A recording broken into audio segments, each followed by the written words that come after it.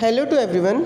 आज हम अपनी साइंस का third chapter fibre to fabric पढ़ने वाले हैं। स्टूडेंट्स, हम इस चैप्टर में बहुत कुछ सीखने वाले हैं, जैसे कि फ़ाइबर बनता कैसे है, फ़ाइबर को बनाने के लिए कौन कौन सी प्रोसेस यूज़ होती हैं और फ़ाइबर किस किस यूज़ में आता है। तो शुरू करते हैं हम अपनी चैप्टर रीडिंग से। पहेली and भूजो won the first prize in the science quiz competition held at their school. Paheli and Bhujo won the first prize in the science quiz competition held at their school.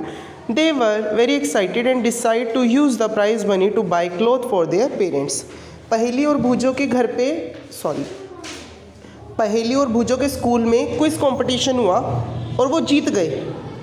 अब वो जीत गए तो उनको money मिली और money मिलने पे उन्होंने क्या सोचा कि हम देखते हैं कि इसको कहाँ यूज़ करते हैं। तो पहेली और भूजो ने सोचा हम इनके क्लोथ्स लेंगे, कपड़े लेंगे। When they saw a large variety of cloth material, they got confused. अब जब वो मार्केट गए तो मार्केट जाके उन्होंने देखा बहुत सारी वैरायटीज़ कपड़ों की है। कोई सिल्क से बना हुआ है, कोई नायलॉन से बना हुआ है, कोई जूट से बना हुआ है। तो वो कन्फ्यूज़ हो गए कि किसको ख़रीदें। The shopkeeper explained that some cloth or fibers were cotton and some were synthetic. तब दुकानदार ने उन्हें समझाया कि कुछ कपड़े जो है कॉटन के हैं और कुछ कपड़े सिंथेटिक हैं। He also had woolen muffler and shawls. There were many silk sari as well. Paheli and Bhujo felt very excited. अब दुकानदार ने क्या बताया कि उसके पास में वुलन के मफलर्स भी हैं और सिल्क की साड़ियाँ भी हैं, जिसकी वजह से पहेली और भूजो बहुत ज़्यादा एक्साइटेड हो गए। They touch and feel these different fibres. Finally they bought a woollen muffler and a cotton sari.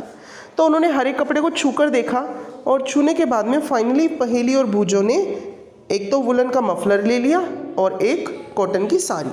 After they visit to the cloth shop, Paheli and Boojho began to notice various fibre in their surrounding.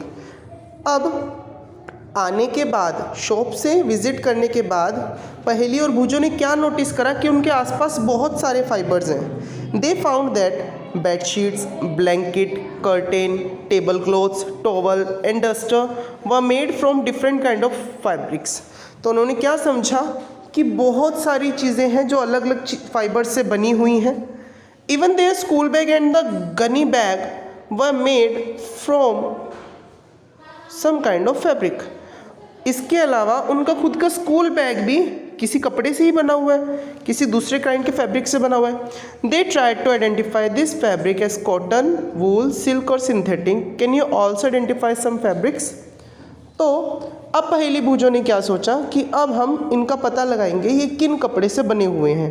क्या ये cotton से बने हैं, क्या ये jute से बने हुए हैं, क्या ये फैब्रिक से बने हुए हैं, या फिर ये सिंथेटिक से बने हुए हैं। Variety in fabrics.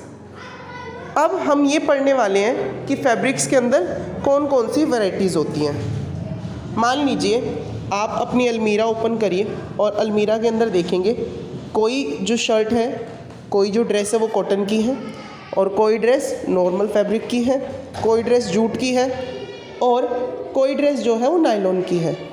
तो कहने का मीन्स क्या है, हमारे पास जितने भी कपड़े हैं वो सब डिफरेंट फैब्रिक्स के बने होते हैं और अलग अलग मौसम के लिए अलग अलग क्लॉथ्स का इस्तेमाल किया जाता है। तो आज के लिए इतना ही स्टूडेंट्स, थैंक यू।